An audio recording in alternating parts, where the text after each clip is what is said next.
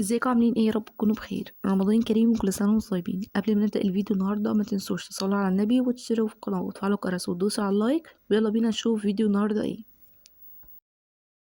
في الفيديو ده هنعمل مع بعض سمك صينيه بالخلطه، حلو قوي وطعمه احلى بكتير. عايزه اقول لكم كمان هنعمل رز الصياديه بطريقه سهله جدا وسريعه، مش هتاخد معاكي اي وقت. تعالوا بقى نشوف الطريقه ازاي. اول حاجه هجيب 3 سمكات روسي او ماكريل على حسب المسمى اللي بتسموه. هنضفها كويس جدا واغسلها بميه بملح بليمون، وهتكون معلقه صغيره بس من الخل، واتاكد انها كويسه وما فيهاش اي ريحه زفاره وانها نظيفه تماما. بعد ما السمكه اتغسلت كويس جدا هسيبها تصفى تماما من الميه اللي موجوده فيها. بعد كده بقى هعمل الخلطه. هجيب بقى الكبة بتاعتي واضيف فيها بصلة وسط لعدد 3 سمكات. انتوا لو هتضيفوا كمية من السمك هتضاعفوا كمية الخلطة. بعد كده فلفل، وبعد كده توم، ولو حابين تضيفوا فلفل حامي هيطعم معاك السمك، هيخليها طعم جامد.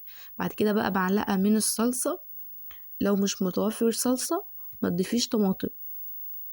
بعد كده ليمون، نص ليمونة، ومعلقتين من الملح صغيرين. كمان ضفت كمون، معلقة من الكمون. وهتضيفي ده دبس رمان، ده تقريبا العراب. وبعد كده صويا صوص. الصويا صوص حلوة جدا لأي تتبيلة. ودبس الرمان مكان معلقة من السكر. هضيف بقى الزيت والخل، وبعد كده هضرب كل ده في الكبة.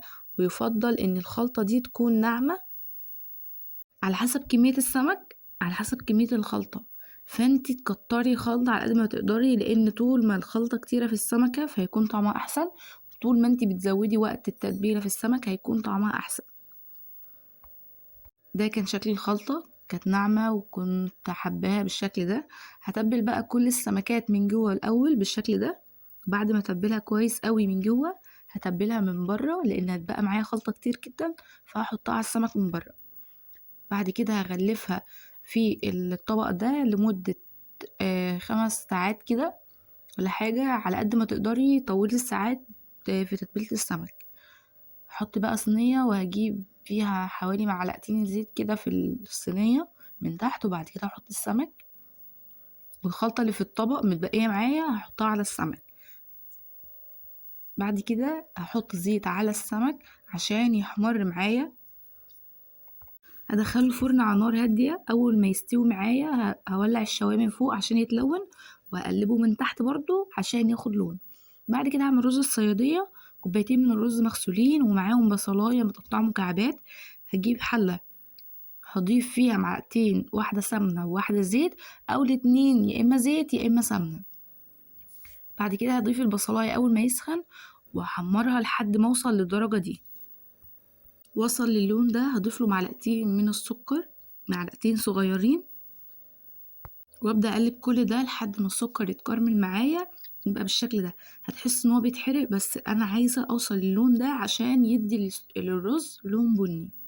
هضيف له كوبايتين ميه معادل لكوبايتين الرز. هسيب البصله مع الميه تغلي كويس جدا لمده 10 دقايق، وبعد كده ههدي النار وابدا ان انا اصفي البصله ديت من الميه. اشيل البصله من الميه، بشيل البصل من الميه لان بحس ان شكلها مش لطيف مع الرز. اغلب الناس بتعمل كده، فلو حابين تسيبوا البصله مع الميه عادي جدا، مفيش اي مشكله. هتاكد كويس ان مفيش اي بصل في الميه. بعد كده هضيف الرز. هضيف مع الرز مكعب من المرقه او ملح او الاتنين عادي. هظبط بقى مقدار الميه مع الرز. كده السمك جاهز. حمره شويه كمان. وهنا كانت الاضاءه بايظه خالص فهتحسوا ان السمك غامق شويه. عملت كمان عصير المانجا، كان حلو جدا لاني كنت عاملاه بجزر زي الكافيهات واحسن بكتير. اغلب كل الكافيهات مش اغلبها بتعمله بجزر عشان يكون تقيل ولونه اورنج شويه فيبان ان هي خام، فتتغير وتشربها وتدفع فلوس.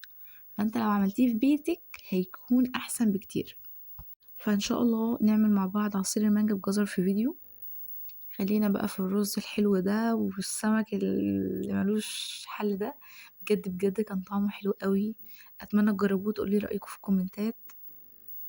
وكمان لو انتوا حابين اجرب حاجة في رمضان جديدة قولولي. كل سنة وانتم طيبين، بمناسبة ان احنا بقينا في اخر 10 ايام من رمضان.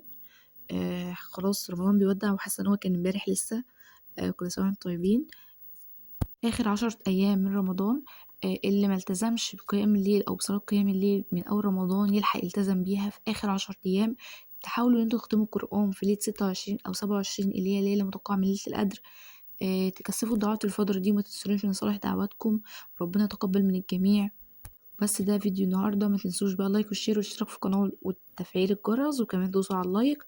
وإن شاء الله إن شاء الله أحاول أنزل لكم فيديوهات أكتر، وكمان أشوفكم في فيديو جديد في رعاية الله.